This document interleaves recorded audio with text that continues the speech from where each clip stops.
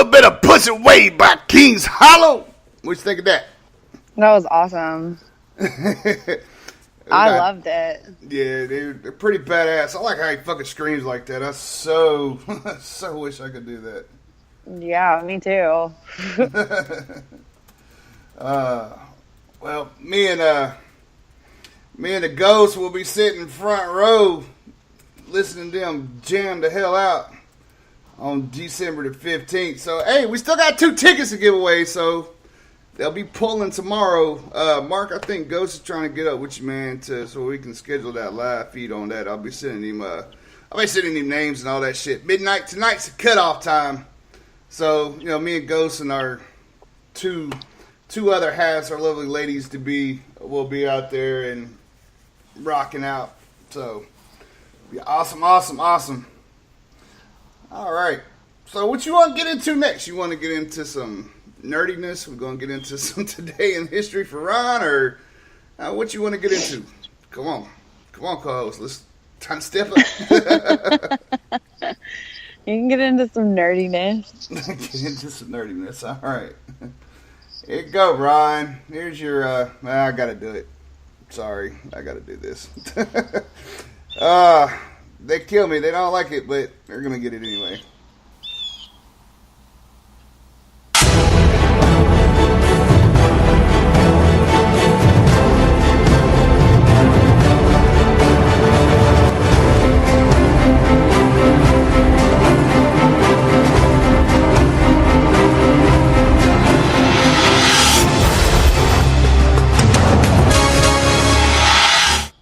All right, here's your Today in History for all you nerds out there. Let's see here. 1838, Mexico declares war on France. 1864, the Union Battle of Franklin in Tennessee started today. 1900, the French government denounces British actions in South Africa, declaring sympathy for the Boers. Well, that's a weird word. 1906, the President Theodore Roosevelt publicly denounces the segregation of Japanese school children in San Francisco. Let's see, 1948, the Soviet Union completes the division of Berlin, installing the government in the Soviet sector. I had something in, 1900. Where was I looking at that earlier? Shit. Well, I guess I lost it. 1956, the United States offers emergency oil to Europe. Yippee-ki-yay. Today, 1990. Oh, there it is. 1995, Operation Desert Storm officially comes to an end. 1998, Exxon and Mobil oil companies agreed to $73.7 billion merge, creating the world's largest company, Exxon Mobil. Well, I didn't know that. 2004, on the game show Jeopardy, contestant Ken Jennings loses after 74 consecutive victories.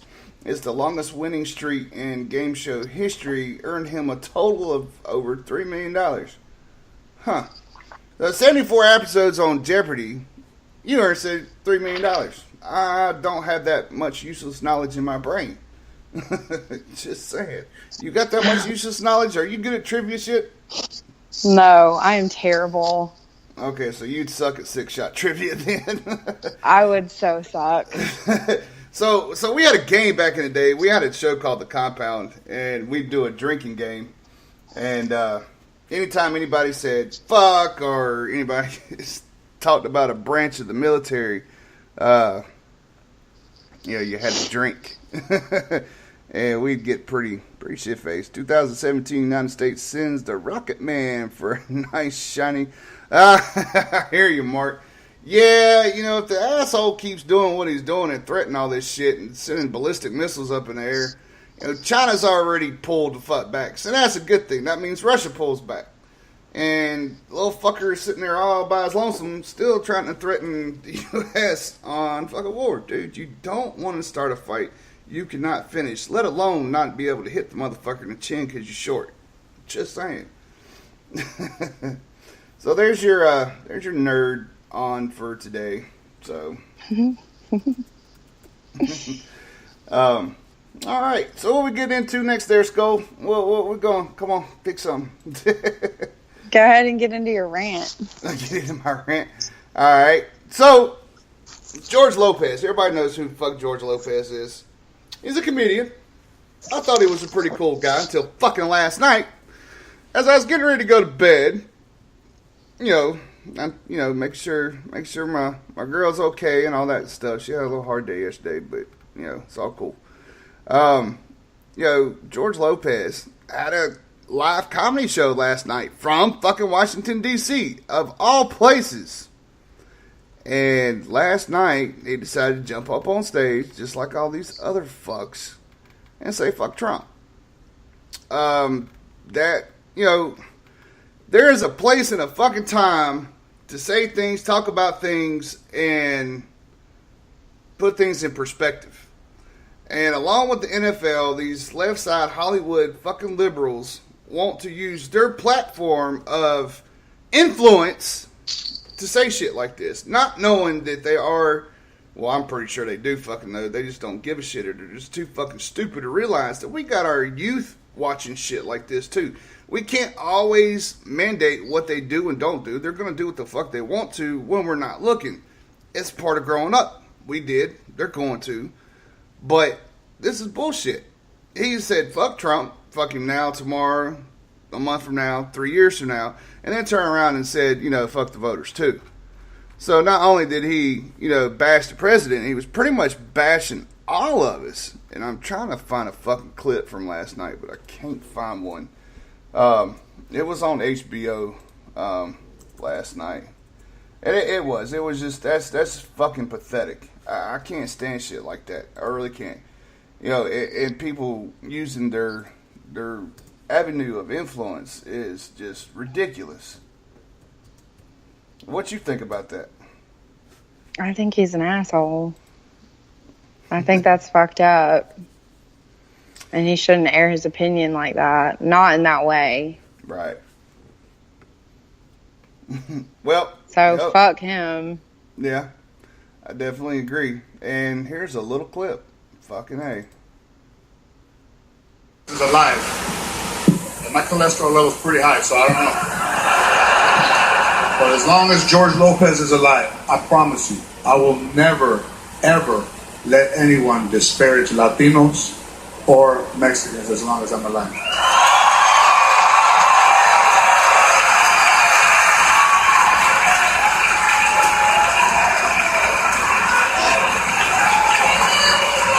I love you, baby. Thank you. When Donald Trump announced he was running for president, he called Mexicans rapists and criminals. When I see him, I'm going to rob him and fuck him.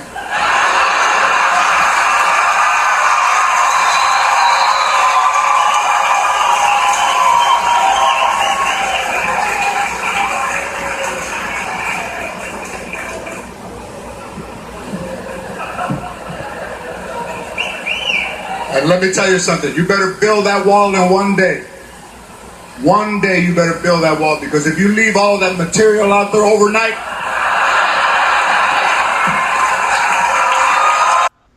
That's just a little bit. That didn't show what he said at the very fucking beginning where he said, fuck Trump. He's like, oh, they're building a wall. We'll just hop over it. Yeah, right, motherfucker. You ain't hopping over this son of a bitch.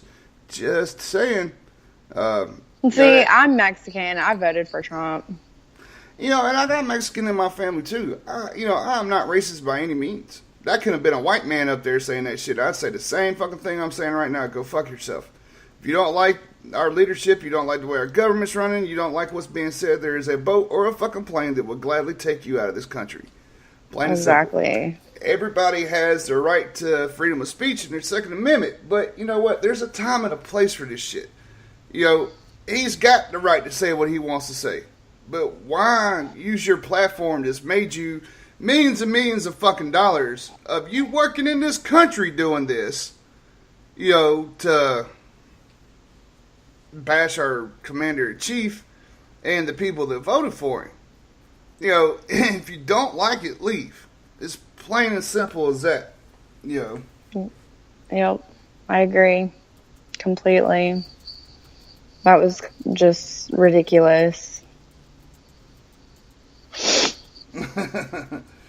So, it just, I don't know. I just can't get over shit like this. The left side fucking liberal bullshit, and people are stupid enough to really, I know we're talking about it now, just because it happened last night, but, it's not something that we steadily stay on, because it's not, we don't need to be.